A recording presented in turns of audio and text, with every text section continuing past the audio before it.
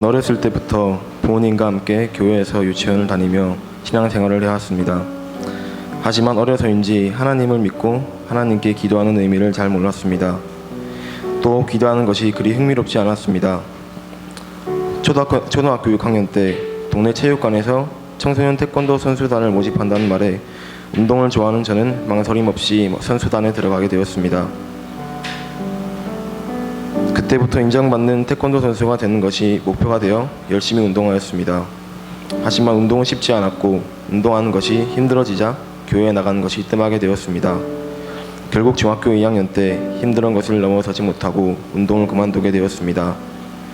부모님께서는 괜찮다고 고생했다고 위로를 해주셨지만 너무나 죄송한 나머지 고개를 들지 못했습니다. 몇 년 동안 놓고 있었던 공부를 하려니 머리에 들어오지 않고 죄책감 때문에 아무것도 할 수 없었습니다.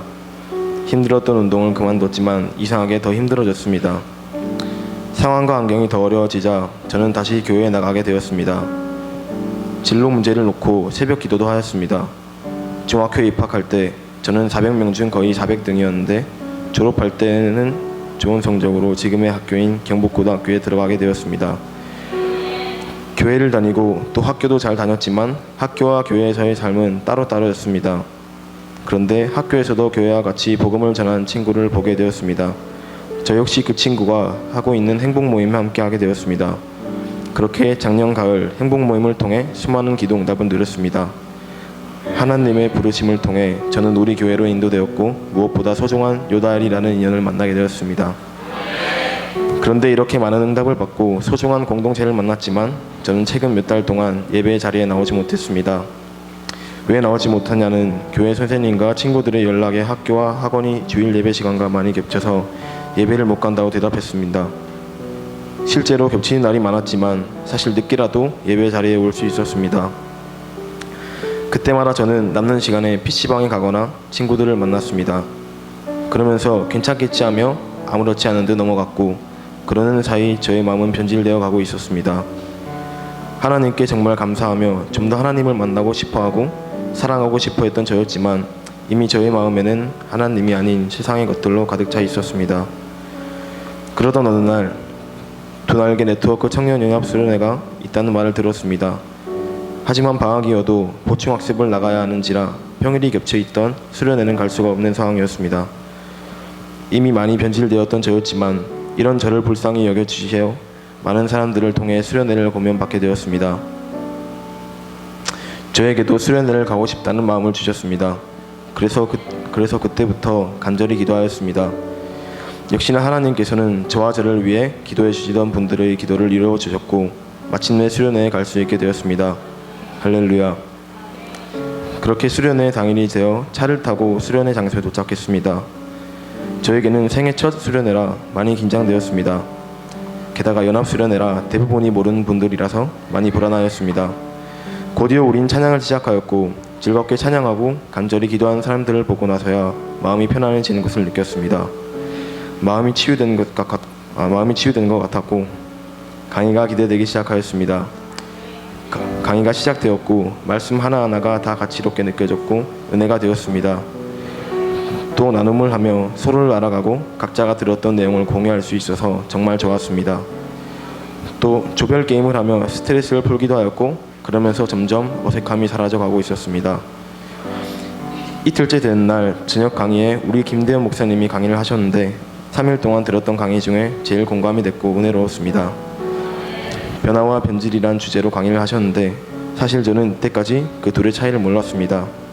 하지만 강의를 듣고 나서야 내가 얼마나 죄를 짓고 하찮은 행동을 했는지 알았습니다.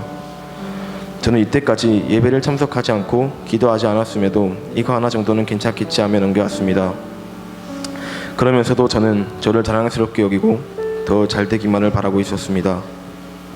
또 주변 사람들과 학교 친구들이 교회를 욕하고 하나님을 욕할 때 저는 그 사람들을 오히려 더 깎아내리고 기도가 뭔지 아냐며 교회 다녀볼 생각을 한 번이라도 한 적이 있냐고 같이 욕했습니다. 하지만 이는 틀린 행동이었습니다. 이 정도는 괜찮겠지 하던 제 마음은 많이 변절되어 있었고 교회를 비하하던 사람들을 전도하기는커녕 눈에 두지도 않았습니다. 변화가 보물이라면 저는 그 보물을 찾기 위해 아무것도 없는 허공을 뒤지고 있었습니다. 정말 바로 발밑에 보물이 있다는 것도 모르고 말입니다. 말씀을 듣고 나서야 내가 먼저 변화하여 변질된 사람들을 이끌어야 한다는 것을 깨달았습니다.